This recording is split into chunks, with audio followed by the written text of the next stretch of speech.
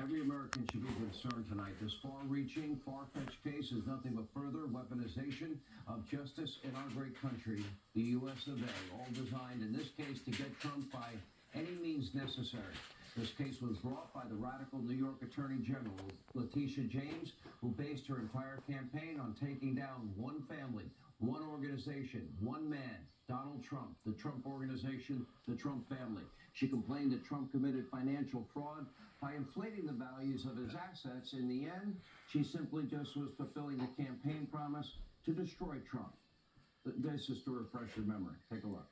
I will never be afraid to challenge this illegitimate president when our fundamental rights are at stake. I believe that the president of these United States can be indicted for criminal offenses. Please sue him for us. Oh, we're going to definitely sue him. We're going to be a real pain. He's going to know my name personally. Yes, we need to focus on Donald Trump and his abuses. We need to follow his money. We need to find out where he's laundered money.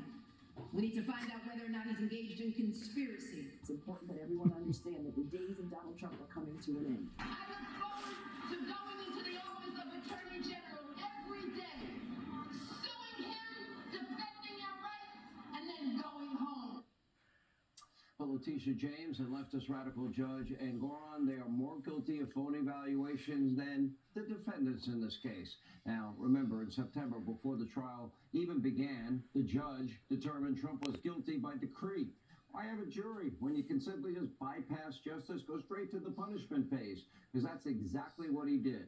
Now, throughout the show, trial of his behavior was beyond bizarre. It was on full display, repeatedly posing and smirking at cameras, and at the center of attention, it was very, very clear. He loved every second.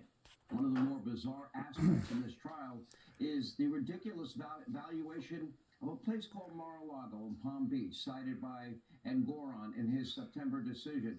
He valued it at a whopping $18 million. Now, to highlight how truly insane this is, let me show you an example of Palm Beach real estate. I know for most Americans this sounds crazy, but this is the price of real estate in Palm Beach, Florida. Just minutes down the road from Mar-a-Lago, there is a vacant lot, a 2-acre lot. This waterfront property right there, you can see the vacant lot, was listed for $150 million. Another lot nearby, waterfront again, but just an empty plot of dirt. No house, listed for $200 million. Mar-a-Lago, on the other hand, is an iconic 60,000 square foot residential property. And by the way, a historic property with other buildings on the property. It is a landmark. It has a beach club that is associated with it, with a whopping 58 bedrooms, some 33 bathrooms, sitting on 20 plus acres of land, uniquely positioned both on the intercoastal waterway and the oceanfront beach. Now, they want you to believe that this is worth a fraction of those smaller, empty dirt lots. Now, to get to this judgment, the judge pushed this insane valuation throughout the entire case. Why? To justify this insane judgment. The judge is far more guilty of phony valuations than anyone in this case. And is this really now justice in America? Really? If you're a liberal, do you have an open mind? Can you not add the money up here and see what's going on? Now, of course, in New York, I'm sure people are not interested in facts. They're interested in a politically motivated takedown. Now, here's the real question. Who's the victim here? Because nobody got hurt. No bank got hurt. No insurance company ever complained. None of them.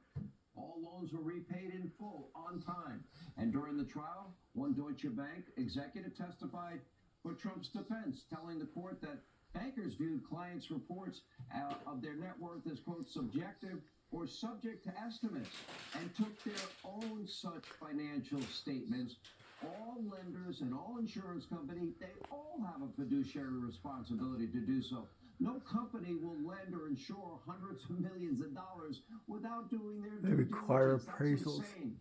And on Idiot. top of that, No every single doubt. contract that Donald Trump had with these lenders and insurance companies, they all included a disclosure with a very specific bit of language in it, telling them, use your own appraisals, don't use ours.